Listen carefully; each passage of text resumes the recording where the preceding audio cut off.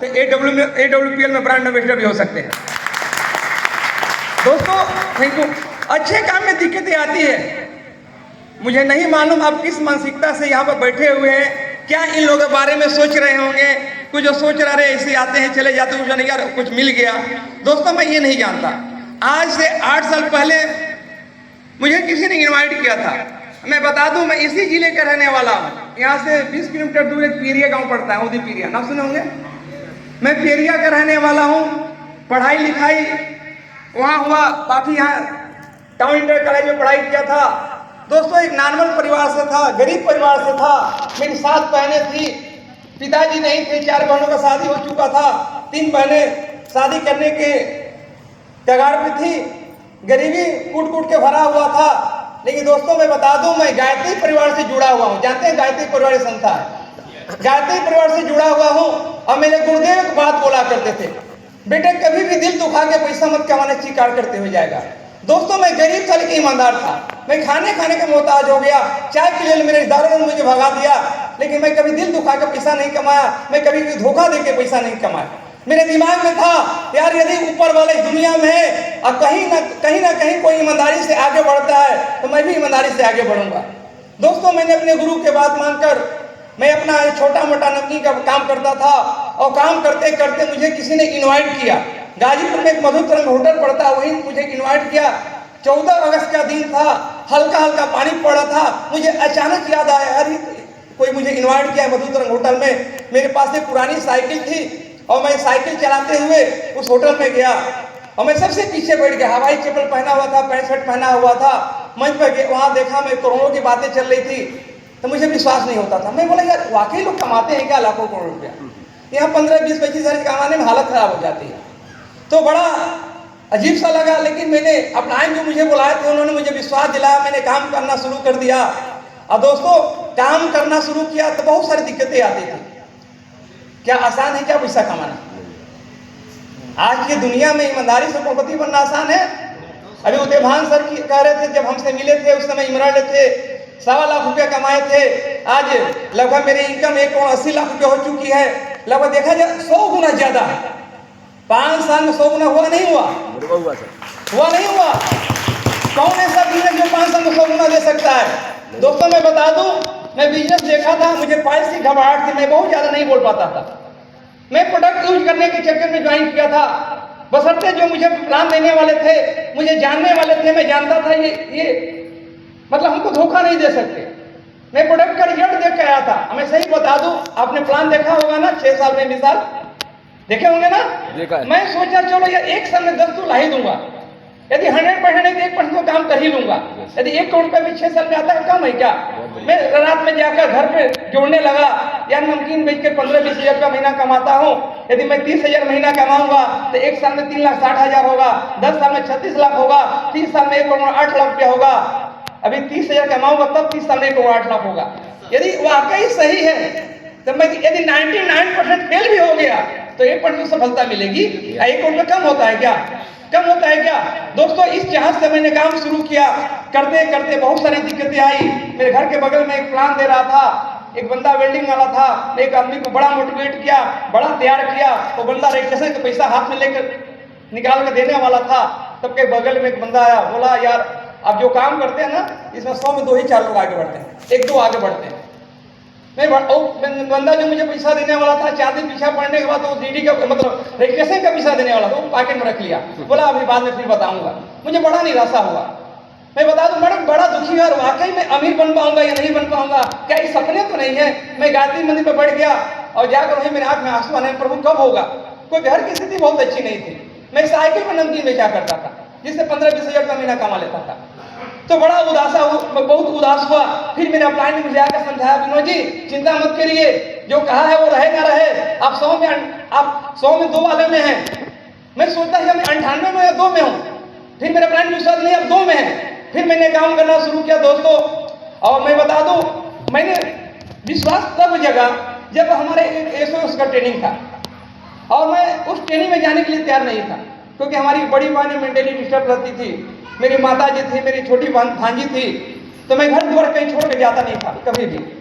तो अंकुर से बहुत मोटिवेट किए। हमारे अपलाइन अंकुर सर का नाम है, जोरदार ताली होती है अंकुर सर के लिए, जोरदार ताली। तो सर ने बड़ा मोटिवेट किया, विनोद जी एक बार चलिए, इस वजह में जिंदगी बदल जाएगी, बहुत अच्छा होगा, बहुत परिवर्तन आएगा। मैं बोला सर मेरे घर में दिक्कत है, मैं अपनी बहन को छोड़ नहीं जा सकता, वो हाइपर हो जाते, मैं माता की धक्का दे दे गिर जाएगी तो उन्होंने बहुत सारे बातों को समझा, लेकिन मैं विश्वास नहीं हुआ। मैं बोला सर कहाँ जा पाऊंगा, बहुत सारी दिक्कतें हैं, पैसे की दिक्कत है, घर में रहने की दिक्कत है। फिर आदित्य सर आए बनारस से, और आदित्य सर उस समय गाजीपुर हम लोग फील्ड में सपोर्ट करते थे।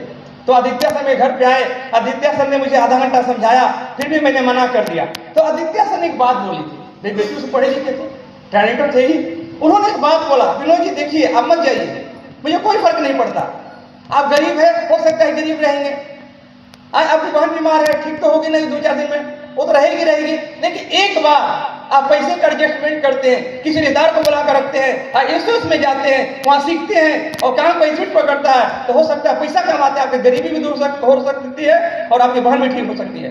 उन्होंने ऐसा मतलब घुमा के बोला, मेरे दिमाग में लगा बंदा सही बोल रहा है, काम तो करना ही है ना, क्यों नहीं चल के देखा। तो मैंने एक रिश्तेदार से उधार पैसा लिया 4500 रुपया, हमारी एक बड़ी बहन रहती है सुबह ही हमारे गाँव, वहाँ बुलाया उनको रखा, बोला मेरे माता जी 4 दिन देखभाल करिए, मैं जा रहा हूँ नैनीताल।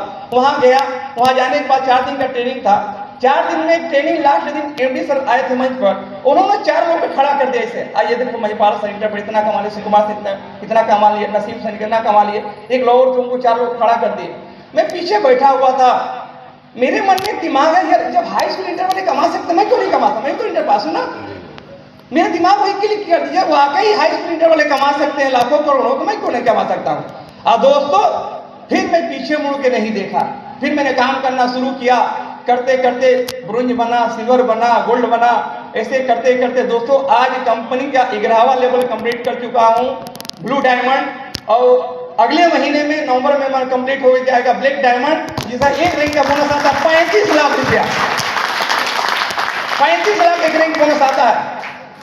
दोस्तों मेरा बाइनरी 4,13,000 रुपया का इस महीने का, एक महीना 5 दिन का मेरा बाइनरी 4,13,000 रुपया है, जिसको 1% डाउट हो मेरा बैंक अकाउंट देखिएगा, मैं आपके मोबाइल पर आईडी खोल के दिखाऊंगा। यदि बोनस इंसेंटिव मिला कि मेरा महीने का इनकम एवरेज 7 से 8 लाख रुपया आता है महीने का। सोचिए दोस्तों, थैंक यू। मैंने साइकिल से बिजनेस शुरू किया था, साइकिल से शुरू किया था, फिर स्कूटी खरीदा, फिर बलोनो कार खरीदा, आज ऑडी खरीदा, आज मेरे पास 65 लाख की ऑडी है, पूरे बलिया के नंबर बाहर में खड़ी देख सकते हैं।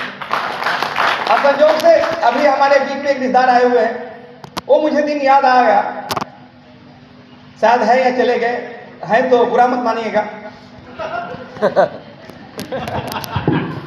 मैं हकीकत बता रहा हूँ सर, सिंपल सीधा साधा आदमी था, गाछी तोड़ा के खड़ा हुआ, धोती कुर्ता, पीला धोती कुर्ता गमछा लेके चलने वाला।